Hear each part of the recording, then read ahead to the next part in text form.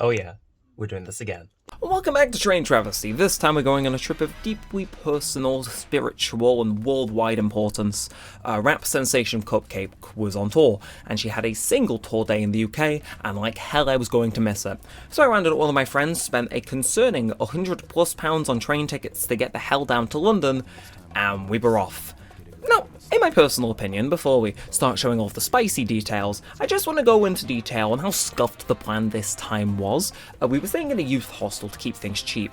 If you don't know what that was, it basically is just a room where 6 or more people share. You have lockers, sometimes they lock, sometimes they don't, sometimes you have to buy a lock. So yeah, staying in a room with complete strangers to keep it on the down low. It's London, things are expensive, and also it's London, it's probably dangerous. So yeah, the paranoia was slightly high. If you see my face and it look like my eyes are darting from side to side, that's probably why. But for what it is absolutely worth, initially, things were going off without a hitch. Had to get a connecting train first before we went on the big long one to London, and that was fine. It wasn't even delayed like it typically is, and it was bumpy, but I can't complain. It got me where I needed to on time, and I had some nice scenic views, one would say. Again, I was just slightly nervous. I knew that this was very much the calm before the storm. The second we were off that train in London, it was going to be, heart pumping, this is actually happening, we are here. And granted, we're doing this all the day of the concert, so if we do get delayed by multiple hours, there's a chance that we'll miss the concert which we've already paid for, which, probably should have gone down the day before, but you live and you learn, and you definitely try and skimp on those room prices, hence why we're doing it this way. Now, again, initially we get into our connecting station, no hassles, and shockingly, the second train is on time as well. It felt concerning. Something had to go wrong, and I was kind of waiting for it to, but no, we loitered around and our train pulled up. This time, it was actually an Avanti train. We have rode those before in the past, just none of those times we were actually meant to be on those Avanti trains. Instead, we had to get them because our train was delayed or XYZ. And to be fair, I was looking forward to it. Again, those trains look fancy, they've got like the sleek modern design and stuff. I was looking forward to getting the Avanti experience. They look like luxury on the outside, so surely they must be completely and pure luxury on the inside, right? And definitely will not be the most miserable train experience of my life. So anyway, happy to actually sit down on one of these trains for once and not worry about getting checked for a ticket I don't have. We embark and begin the 2 hours and 40-minute train ride into London. For context, that's the length of time it took for the Titanic to sink, and I think going through that experience would have been more comfortable than this train ride. To its credit, we weren't bumping around all too much, but there was no signal, and the onboard Wi-Fi was non-existent, and the chairs felt like they were just made of, rock that was pretending to be fabric. I don't know what it was. To ice it off, I wasn't even sat next to someone I knew. The ticketing system put me on the back right corner of the carriage, whereas my friend was on the forward front left part of the carriage. I don't know why, but I had no one to speak to, my Wi-Fi was down, I had to listen to the music I had saved locally on my phone from 4 years ago. It wasn't very pleasant, and to top it all off, there was no room. I get they want you to upgrade your ticket, have a bit more luxury here and there, but even for standard class, this felt like I was being punished for simply wanting to get to London for the low price of £100. I mean, yeah, I know it's the capital and all, but Jesus Christ, I can't stress how uncomfortable that train was. But, with all the issues and the lack of Spotify aside, we did eventually pull up into London, which was insane. This is the first time I've really been this far away from home by myself, and also it's effing London. I haven't been here since I was 10, 11, so to say I was slightly nervous and also just really hyped at the idea is kind of an understatement. I was really enjoying myself, I'm sure you can definitely see it in my face, The cogs are certainly turning for what I should do in the event someone tries to kill or mug me, but we figured we'd cross that bridge if and when we got to it. As it stood right then, we decided it'd be best if we went and checked into the youth hostel as soon as possible so we could ditch our bags and go get some food. We're here in the hostel room. I'm on the bottom bunk. Yeah, I'm gonna drop our stuff off and go get food. The other one is also here. Our both face are quiet.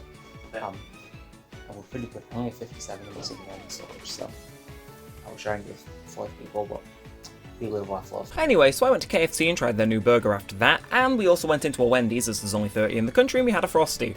Honestly, for American food, which is pretty much just pure fat, it was quite pleasant and quite cheap. I would not complain if they decided to open one near me, as long as they actually let you customize the bloody burgers. I have no idea what that was about, but I couldn't take the cheese off. We also walked past this restaurant, which had sea bass on the menu, if you know, you know, before we finally went into a Pizza Express and I had some more dough balls. And then we decided to march on back to the hotel room as my phone was running admittedly low and I needed to make sure it was on full charge so I could take as many photos as I needed to. So back here in the room, Sure, you just saw that in a montage. I'm on the top bunk because it has a working charger and I need to charge it for the concert.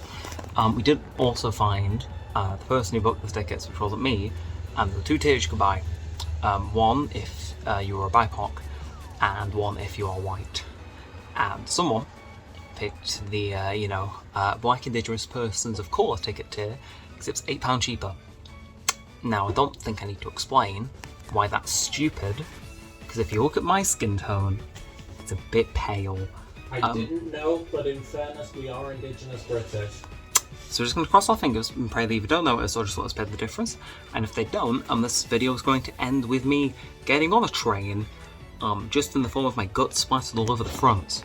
Now, I could have explained it a little better in that clip there, but yes, the event organisers like to support black communities and artists, which means that you are heavily encouraged to pay a higher ticket price if you are, well, not black or indigenous. Regardless, we got in and started to enjoy ourselves. The drinks were bloody expensive. It cost me £8 for a pint of cider, and I just had to pretend to kind of know what I was meant to do here. I'm not particularly the clubbing type. I don't go out all too often if you can't tell, but I was enjoying it. The music was nice. The only particular downside was that I kind of didn't know how to act. I was just kind of doing default dance moves that I nicked from the clubs on GTA, which I wish was a joke, but it's not. And yeah, we found that the act we were there to see actually began at 10:30, which meant I had to keep up this act for 3.5 hours, and there was one support act that came on for all of 30 minutes, and it was honestly quite nice, but realistically I was counting down the minutes until the person I was there to see came on stage. Until eventually...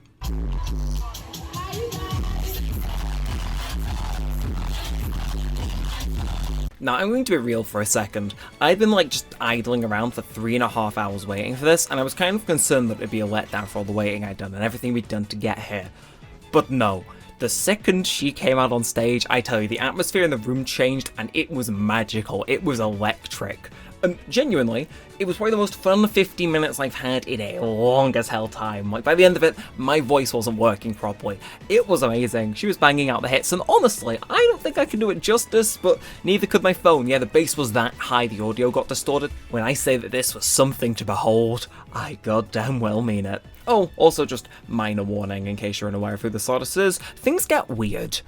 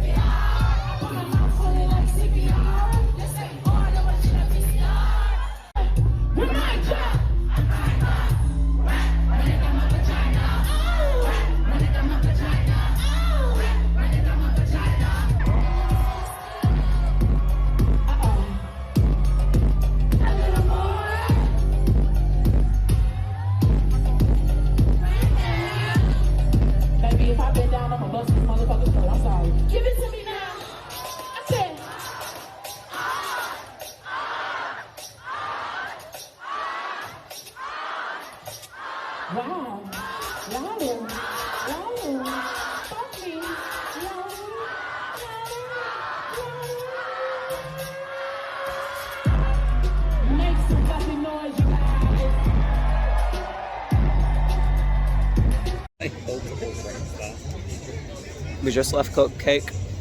I can barely hear or speak, but I feel as though I've seen God, so I feel very accomplished. Yeah. So after that, we immediately went back to the place and slept, and we were awoken quite early the next morning to one of our roommates. For some reason, they were trying to sort breakfast or get ready to leave, but they decided to put their really heavy boots on while they did, so they made a load of noise as there was a hardwood floor in there. So I filmed this video basically mouthing what I wanted to convey to the camera, mainly just wishing death upon that person. And yeah, once they left, I got a few more minutes of sleep, and we were off. We dropped by Sainsbury's and I nabbed myself a meal deal to eat on the train, and we were off. We were able to sit next to each other on this one, and it was marginally more comfortable. Wi-Fi was still completely dead, but we can cope. But we're back in society pretty much, and we made our way back to our connecting station, just had to get a little bit more of a local line back home, and we were off. It was the end of a journey. To say that I was in desperate need of just food and drink that wasn't immediately overpriced, ideally a Chinese, would be an understatement. But yeah, we returned, and shockingly, I returned with all my valuables nonetheless. And to say I felt accomplished being able to go this far from home and achieve this would be an understatement.